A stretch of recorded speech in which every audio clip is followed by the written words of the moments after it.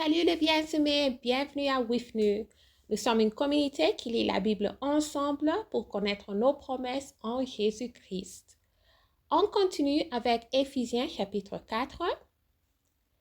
L'unité de la foi. Je vous exhorte donc, moi, le prisonnier dans le Seigneur, à marcher d'une manière digne de la vocation qui vous a été adressée.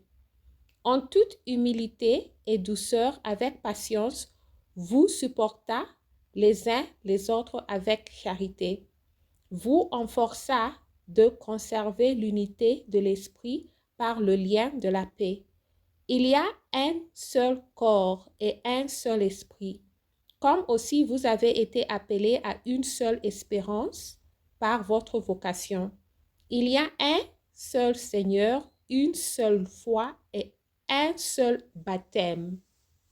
Un seul Dieu et Père de tout, qui est au-dessus de tout, et parmi tout et en tout. Mais à chacun de nous, la grâce a été donnée selon la mesure du don de Christ. C'est pourquoi il y est dit, étant monté en haut, il a emmené des captifs et il a fait des dons aux hommes. Or, que signifie il est monté, sinon qu'il est aussi descendu dans les régions inférieures de la terre? Celui qui est descendu, c'est le même qui est monté au-dessus de tous les cieux afin de remplir toutes choses.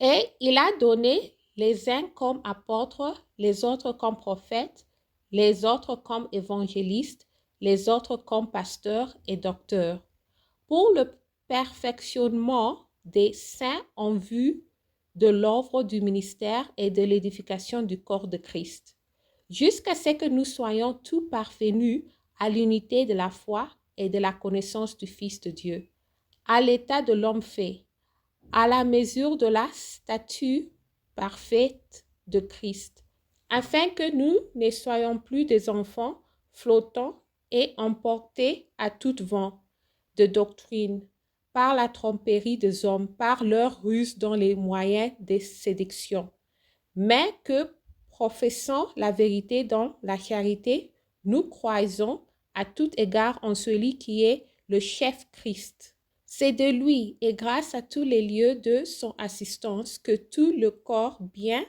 coordonné et formant un solide assemblage tire son accroissement selon la force qui convient à chacune de ses parties et s'édifie lui-même dans la charité.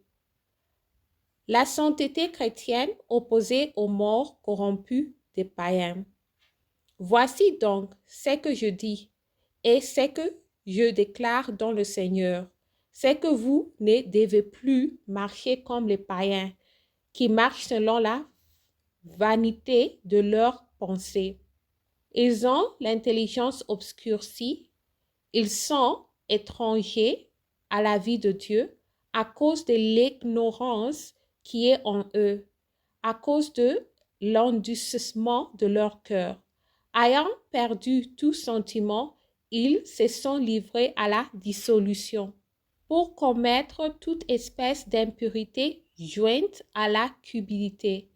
Mais vous, ce n'est pas ainsi que vous avez appris Christ.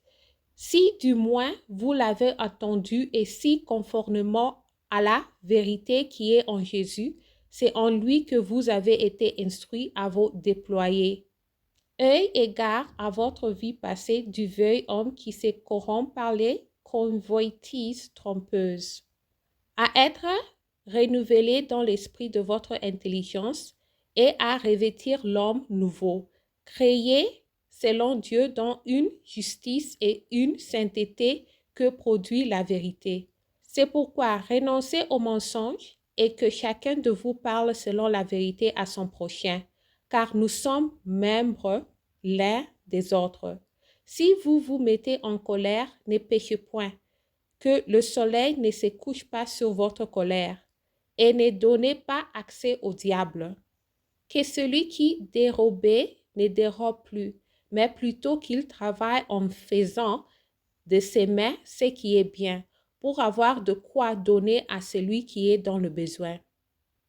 Qu'il ne sorte de votre bouche aucune parole mauvaise, mais s'il y a lieu, quelques bonnes paroles qui servent à l'édification et communiquent une grâce à ceux qui l'entendent.